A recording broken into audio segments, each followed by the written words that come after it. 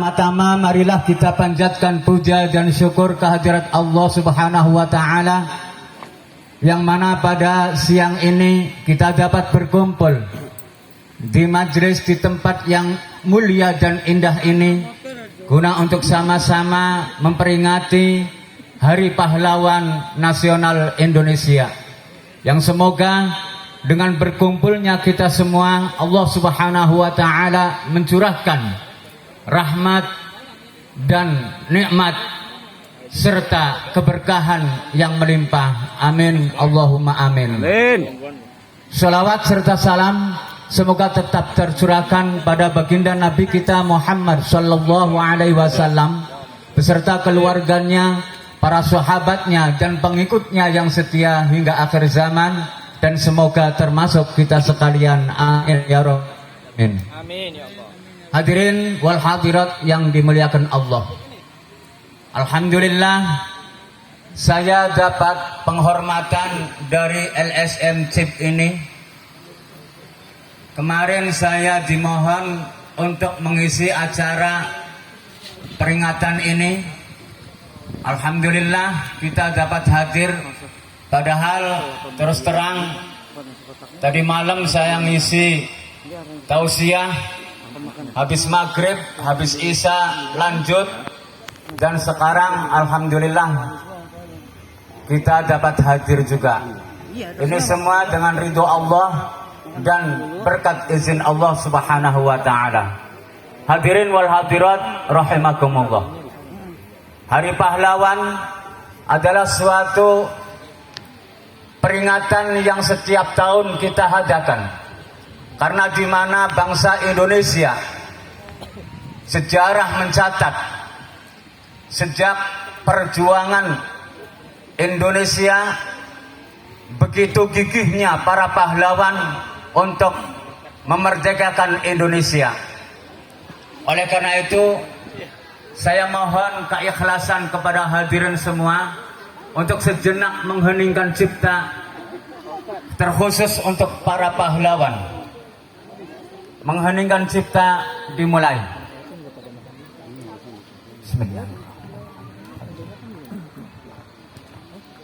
Iyyaka na'budu wa Siratal ladzina an'amta 'alaihim. Selesai.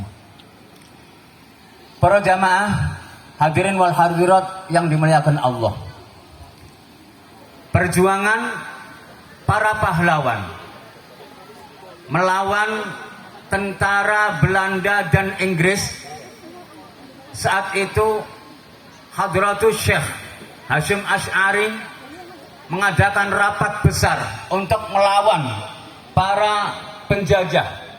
Padahal Inggris dan Belanda itu tujuannya adalah memang di Indonesia ini, karena dia mendengar bahwa ada wilayah yang begitu sangat-sangat kaya. Awalnya Belanda ini datangnya ke India, tetapi ternyata salah alamat. Kemudian mencari informasi, dan ternyata di Indonesia inilah negara atau wilayah yang paling kaya. Saat itu Indonesia sedang dijajah oleh Jepang, maka Belanda dan Inggris berpura-pura untuk mengusir Jepang, padahal tujuannya adalah untuk menguasai Indonesia. Dan dengan semangat para pemuda dimotori oleh Hadratus Syekh Hasyim Asy'ari, di situ rapatlah para ulama, dan kemudian di saat itu beliau tidak berani memutuskan untuk menjalankan perang sebelum ada komando dari seorang ulama dari Cirebon. Beliau adalah Kiai Abbas rahimahullah. Kemudian setelah datang Kiai Abbas, maka dinyatakanlah sebagai resolusi jihad. Kemudian diwajibkan masyarakat, hukumnya fardu ain, setiap bangsa Indonesia wajib untuk angkat senjata melawan Belanda. Dan kemudian meletuslah perang ya antara bangsa Indonesia.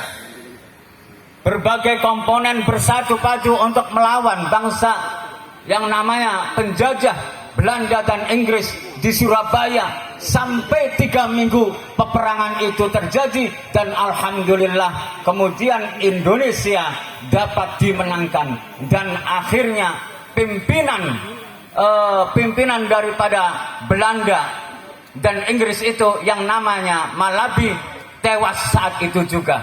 Ini luar biasa ya, begitu hebatnya Indonesia. Masyarakat di situ, para santri ya, masyarakat semuanya dimotori, dipimpin oleh ulama.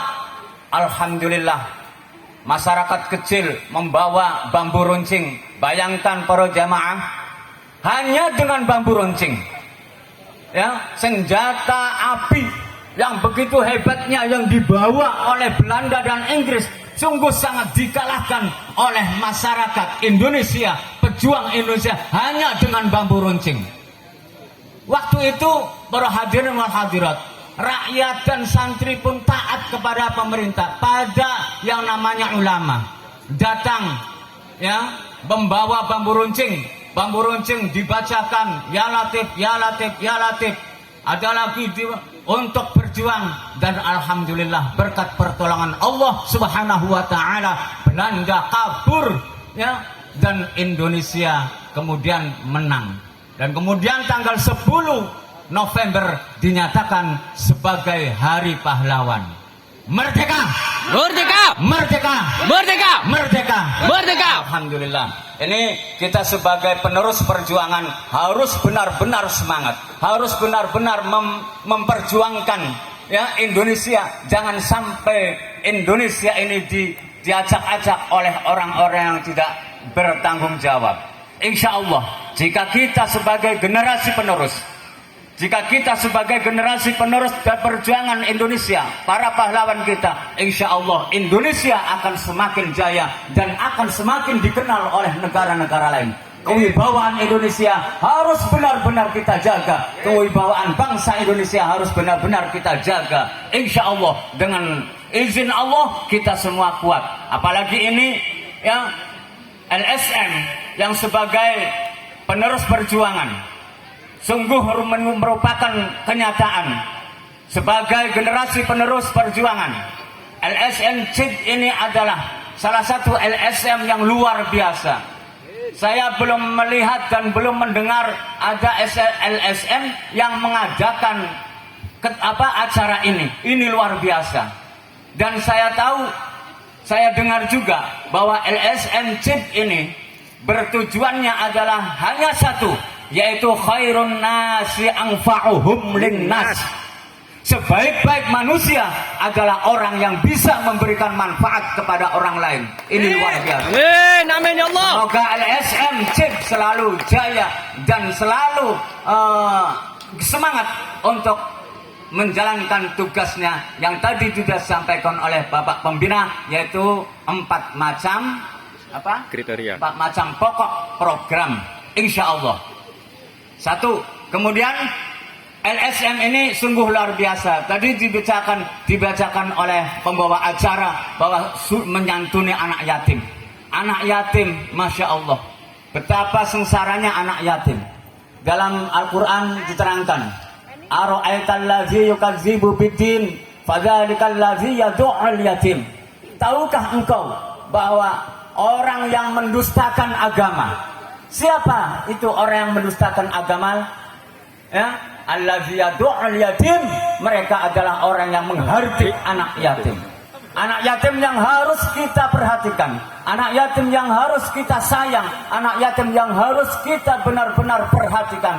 Sehingga ada cerita seorang ahli ibadah, tahajudnya semangat, jamaahnya semangat, tidak pernah ditinggal, hajinya juga. Pernah di satu saat beliau ditemui oleh salah seorang malaikat. Malaikat membawa buku dan ditanya oleh orang yang ahli ibadah tersebut, wahai hamba Allah, siapa engkau? Dijawab oleh malaikat itu, saya adalah malaikat. Lantas buku apa yang engkau bawa, wahai malaikat? Buku ini saya bawa adalah catatan-catatan hamba Allah yang melakukan, yang taat kepada Allah. Nah, orang ini, ahli ibadah ini, dia dengan ujubnya, pasti daftar saya ada di dalamnya. Wahai malaikat, pasti saya ada di daftar tersebut. Maka kemudian dibukalah satu persatu.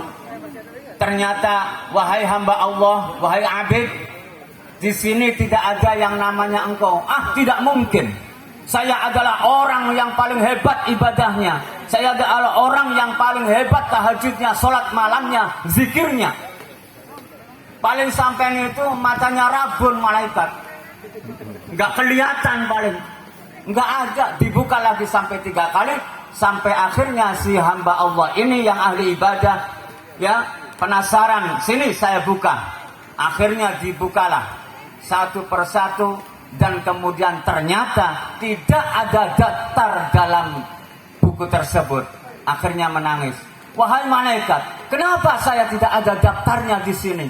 Dijawab oleh malaikat, wahai hamba Allah, engkau telah melakukan ibadah dengan getol, tahajud, jamaah, haji juga, akan tetapi engkau tidak memperhatikan anak yatim, engkau tidak pernah memperhatikan tetanggamu yang kurang, engkau tidak memperhatikan sebelahmu, rumah sebelahmu yang tidak makan. Kamu hanya enak mengurusi perutmu sendiri, maka Allah tidak menerima dengan ibadahmu. Subhanallah para jamaah. Ini artinya berarti kita diperintah oleh Allah, wa'tasimu bihablillahi jami'a wa la tafarraqu. Berpegang teguhlah dengan tali Allah dan janganlah berpecah belah. Bahwa kita hidup di dunia ini ada 2 tali. Pertama adalah hablum minallah, yang kedua adalah hablum minannas. Hablum minallah, kita harus taat kepada Allah. Kita harus taat apa yang diperintahkan oleh Allah, kita jalani, dan apa yang dilarang oleh Allah Subhanahu wa taala kita jauhi. Kemudian hablum minannas, kita juga harus benar-benar baik dengan sesama manusia. LSM JIT ini adalah salah satu LSM yang membuktikan bahwa mereka LSM ini benar-benar berpegang teguh dengan hablum minallah dan hablum minannas. Oleh karena itu, maka patut kita memuji, patut kita doakan LSM JIT ini adalah semoga LSM yang selalu berkah oleh Allah Subhanahu wa taala. Amin ya rabbal alamin. Amin. Hadirin jamaah rahimakumullah. Begitu Islam memerintahkan kita semua. Karena di dalam Islam, ya, seorang pemimpin harus benar-benar menjalankan tugasnya sebagai pemimpin. Dan setiap kita adalah pemimpin. Kullukum ra'in wa kullu ra'in mas'ulun an ra'iyatihi. Setiap kalian adalah pemimpin, dan setiap pemimpin akan dimintai pertanggungan jawab di akhirat nanti. Jamaah rahimakumullah. Kalau kita lihat, dan semoga ini jadi inspirasi